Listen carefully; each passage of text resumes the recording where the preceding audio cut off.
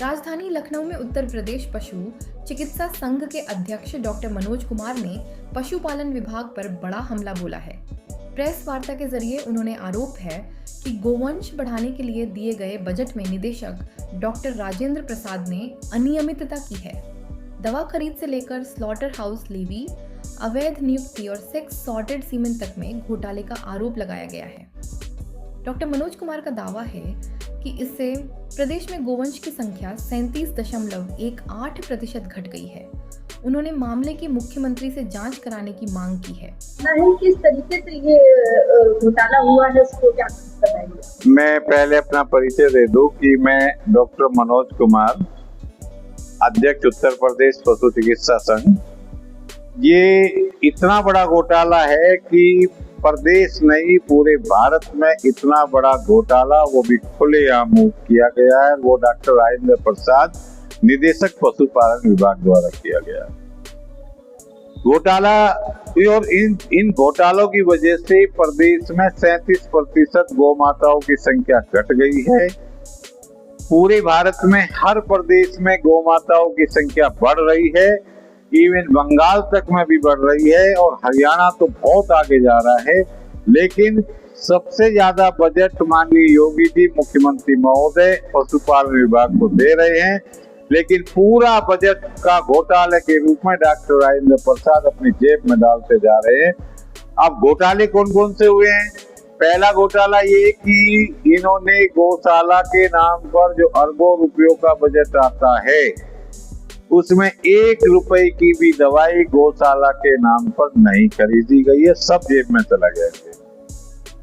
इसके अलावा इन्होंने अस्पतालों के लिए जितनी दवाइयां खरीदी वो हमारी क्रय पॉलिसी में क्लियर है कि उन्हीं कंपनियों की दवाई खरीदी जाए जिनका 50% बिक्री ओपन मार्केट में होती हो।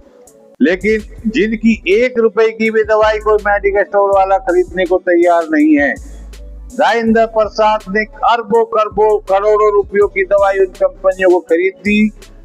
उसका नतीजा ये हुआ सारी दवाई घटिया साबित हो गई, लैब रिपोर्ट आ गई और गाय वो माताएं मरती जा रही हैं या इलाज नहीं हो पा रहा है, बांझ होती जा रही है। जो प्रदेश में 75 जनपदों के लिए बजट आया था, इन्होंने सेटिंग करके 15 जनपदों को दे दिया। सुनने में आया कि वहां भी बंजर बांट हो गई। इसके अलावा स्लॉटर हाउस का शासनादेश है कि जितने पशुओं का कटान होता है हर पशु की लेवी ली जाए, लेकिन ये मुश्किल से 5% लेवी ले रहे हैं, बाकी लगभग 600 करोड़ का घोटाला कर रहे हैं। एक सेक्स सॉर्टेड सीमेन जो 600 रुपए की एक एक्स्ट्रा होती है गौ माताओं को गर्भित करने के लिए, वो इतना घटिया सीमेन है कि भारत सरकार की लैब और मेरठ एग्रीकल्चर यूनिवर्सिटी की लैब ने उस सीमेन को घटिया साबित कर दिया। लेकिन सीईओ यूपीएलडीबी डॉक्टर पीके सिंह ने उसी कंपनी को दोबारा ठेका दे दिया। यानी कि ये गौ माताओं को बिल्कुल बर्बाद करना चाहते हैं, किसानों को बर्बाद करना चाहते हैं। दूध का उत्पादन अब धड़ाम से नीचे आ जाएगा। माननीय मुख्यमंत्री जी की भ्रष्टाचार के प्रति जीरो टॉलरेंस को नीति को डॉक्टर राजेंद्र प्रसाद अंगूठा दिखा के भ्रष्टाचार कर रहे हैं। माननीय योगी जी दिन रात गौ माताएं बढ़ाने के लगे हुए हैं, लेकिन डॉक्टर राजेंद्र प्रसाद गौ माताओं के नाम पर भ्रष्टाचार करके उनको बर्बाद कर दिया है इन्होंने। ये मेरा आरोप है।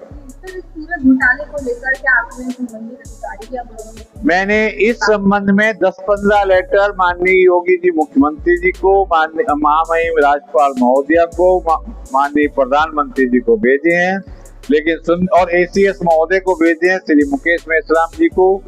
लेकिन सुनने में आया है कि इन्होंने वहां भी कुछ सेटिंग किस कर्मचारी अधिकारियों से कर ली है, क्योंकि यदि माननीय मुख्यमंत्री जी तक मेरे लेटर पहुंच गए होते तो अब तक डॉक्टर राजेंद्र प्रसाद जेल के अंदर होते।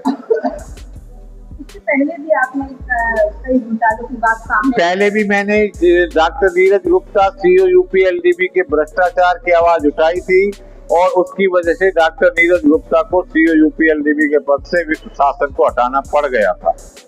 तो जो अभी ये जो आप घोटाले की बात कर रहे हैं, इसके सारे सबूत आपके पास है, आगे क्या कुछ करना चाहेंगे इस पूरे मामले में?